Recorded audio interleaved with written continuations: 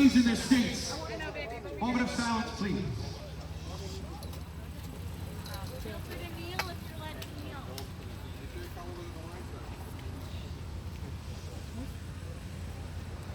Thank you guys very much. Now, we've got a few speeches here we're going to talk about, and before I do, I want to say thank you to every single one of you that are holding a sign tonight. It doesn't matter what sign it is. Thank you for exercising your First Amendment right to come out and assemble peacefully about what you believe in, even though you might be on opposite sides at the moment. So thank you for everybody coming out, taking some time to spend some time with us. For those of you that don't know me, my name is Rick Betancourt. I was honored with the opportunity to organize this event tonight with the help of a couple organizers. And 45 years ago next month, I was born into two of the greatest families I could ask for. Richard M. Betancourt Sr., Lorraine Betancourt, that's my mom and my dad. And then I was born into the law enforcement community as well on October 25th, 1975. My father, retired Captain Richard M. Betancourt Sr., Peabody Police, served honorably 35 years for the city of Peabody. Thank you. He couldn't be here with us tonight, but he's a hero of mine, mostly because he's my dad, but because he always wears that badge as well. It never comes off. He always had that badge on all the time. He was my hero. That man did everything that a law enforcement officer could possibly do. He achieved the rank sergeant, lieutenant, captain. He impacted countless lives and citizens and students in the city of Peabody. Was the city of Peabody's first school resource officer. I got some friends that are pretty upset they got busted with skipping school. But it was all because he loved them. He had dozens of sayings. He told me them all the time. We would talk at dinner. That was somewhat of a therapeutic thing for him to discuss his day, but it wasn't until my mom left the table and he'd talk about his day of bad guys or good guys, or some that made it and some that didn't. Unfortunately, in '86, he had to take someone's life. It was Peabody's first fatal shooting in 1986. That's when I fell in love with the thin blue line, because every single man and woman that wore that uniform came and checked on me, my mother, my father, my brother, my family, to ensure that we were okay. And that love for the thin blue line has never stopped for me, nor will it ever stop with me until I take my last breaths. I will always defend the blue line that's here. So a round of applause for all of our law enforcement community that are here today. A round of applause for them that wear the badge.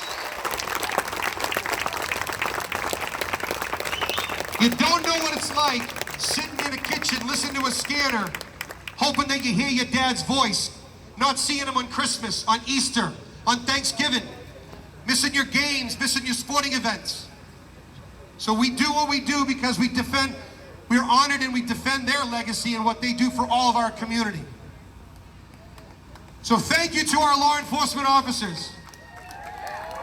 I want to give a big thank you to the spouses of law enforcement officers. If you are a husband or a wife or a police officer, you are some of the strongest human beings I've ever had the honor of knowing or meeting. To go to bed at night by yourself, not know if your husband or your wife is going to come home, or deal with the stresses and the PTSD that comes with the job. You spouses in the audience today are some of the strongest, most impressive, incredibly fortitudinal people, humans, loved ones that I've ever had the honor of meeting and networking with in my entire life. So a round of applause for our spouses out there. Unbelievable people. And one last thing before I introduce somebody. I want to talk to the children. You sons and daughters of your fathers and mothers that wear the badge, don't ever be ashamed of what your mother, your father does for your city, your county, your state. Don't ever be ashamed. If you are the son or daughter of a policeman, that person, that is your hero. You back them like you would back your brother, your mother. It doesn't matter. They are heroes amongst us all. So if you are a son or daughter, be proud and honored that your father, your mother wear that badge and protect your community every single freaking day.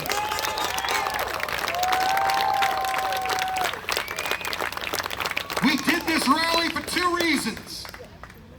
One, to let the town of Danvers Police Department know we support you, we back you, we love you, and we will absolutely continue to fight for you. We're defending them and rallying behind them because of this town's decision to make a unilateral decision to remove the flag last Tuesday. Boo. So I appreciate you guys coming out here, because last night at the town meeting there was talk about we had a count of 50-50. Well, guess what? I see a count of 300.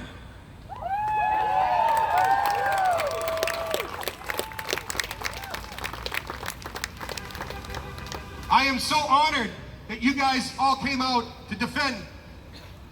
So hold on. Come on up, Dad. Dad, come up here. Ladies and gentlemen, it's my honor. Retired Peabody Police Captain Richard M. Betancourt Sr. 35 years, Peabody Police. My hero. And in the cream shirt back there, Lorraine Betancourt, first responder wife, law enforcement wife, my mom. Thank you guys for coming today.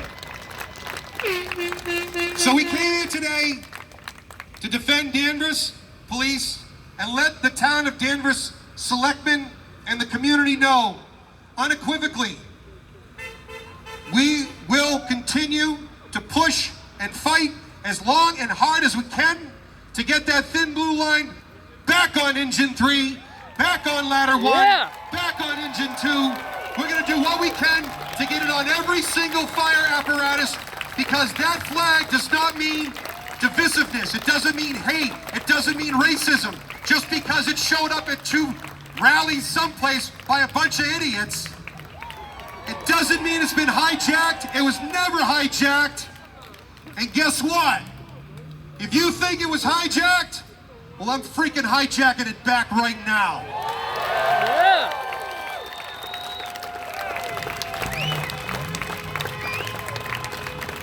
There is a petition going around. Come on up here, Dad. I want you to stand right in front of me. I love you, Dad. Come over here, Dad. Ladies and gentlemen, I want to give a big couple thank yous right now to Mr. Mike Hagan and Keith Lucy. We've got a petition going on right now. We need 200 plus signatures, because we're going to take this to either a referendum vote, or we're going to put it before as an article at special town meeting, because we're going to let the people in this town know and our elected officials know that we're bringing that flag back on those trucks as soon as we can. At this time, it is my honor to introduce to you the Danvers Police Union President, Officer Scott Frost. Yeah.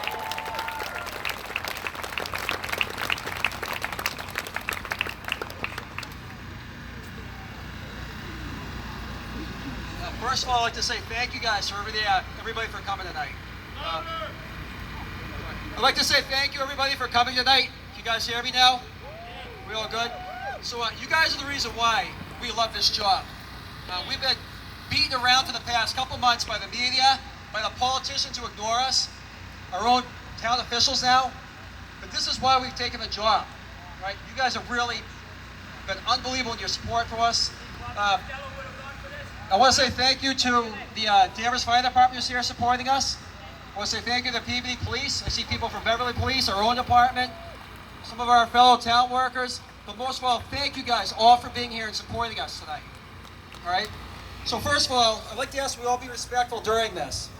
Emotions are high as we, as a profession, feel we're under attack by those who want to use our profession as a political football. I know many of our supporters are upset with our town officials for caving into the politically correct cancel culture who can't separate fact from fiction. Tonight I ask those who support us to keep up the positivity and just be respectful of everybody here. I'd also like to reach out to those who made threatening, derogatory comments to our town manager and selectmen. All right, let's all be respectful in this. We're all here for the same purpose. All right, so I please just ask you, please refrain from that. Let's all be respectful and agree to disagree.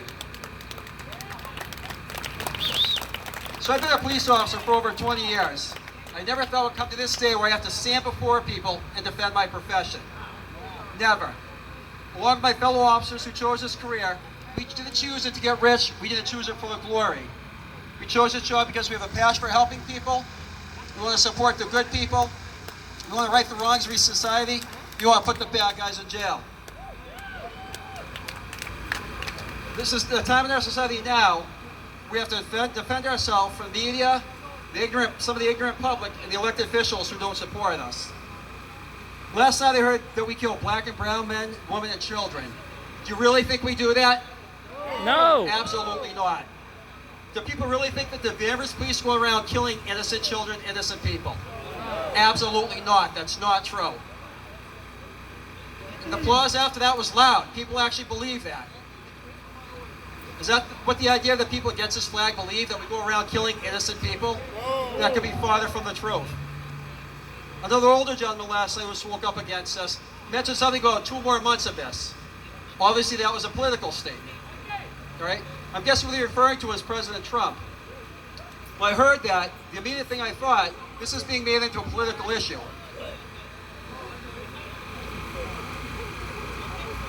Hearing those two things basically brought us to that idea that this is a political thing, and it's actually being brought forth by people with delusional ideas of what we really do. It's not about what the flag represents, it's about politics and delusion and what their crazy thought process truly believes. This is what happens when everybody gets a trophy. This is what happens when we cave into the cancel culture. This is what happens when people can't handle something they don't agree with. Yeah. To the woman who stood up last night and said we kill minority men, women, and children, let me ask you if you know the following names. Sincere Gaston, age 8, Becky James, age 3, Sequoia Turner, age 8, Royder DeMarco, age 8. These are only some of the children shot and killed this year around the country, and that was not by the police. Yet you come out and you accuse us of killing children. It's absolutely disgusting, and it's uncalled for, and it's not true. I'm guessing you don't mention these names in the tragedies because it does not fit the narrative, it does not fit your narrative and your agenda.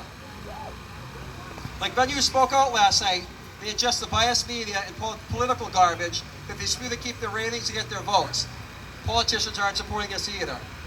I, as a father and a police officer, seem to be more upset about these children being murdered by my fellow citizens than you are.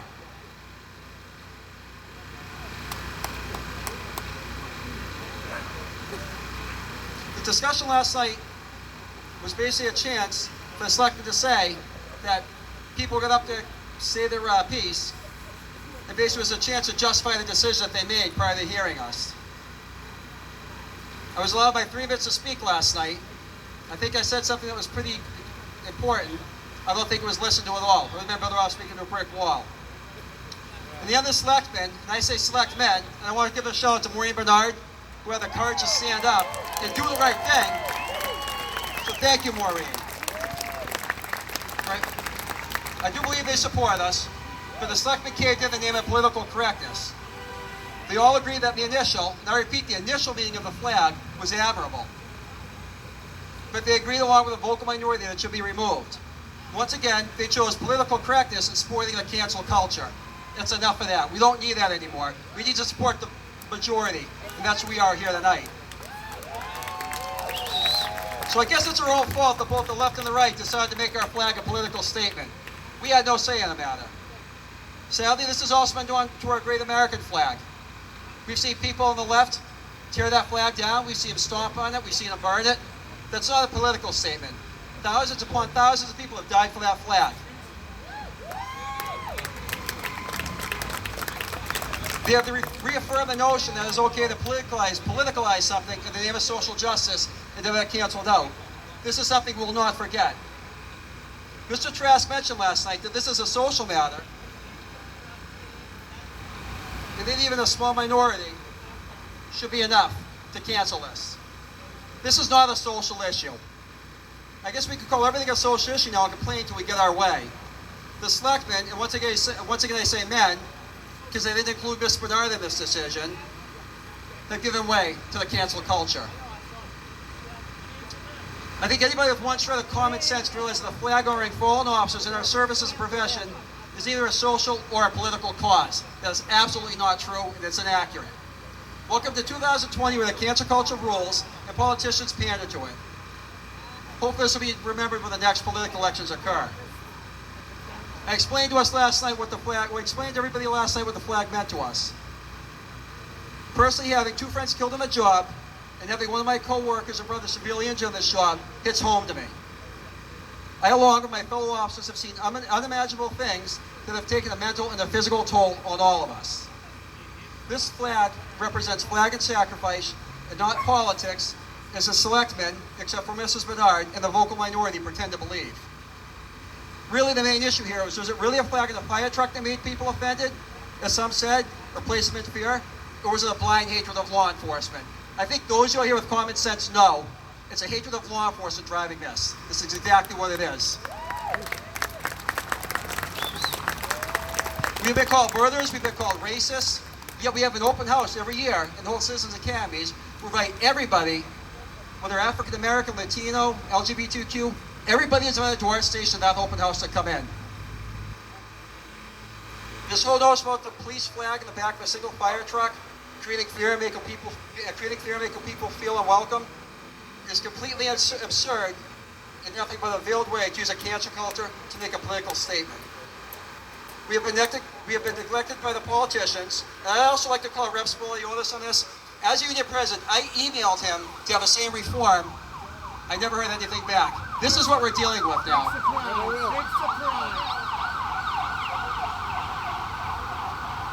We have been vilified by the biased media who supports this false narrative that we are racist and killing innocent people.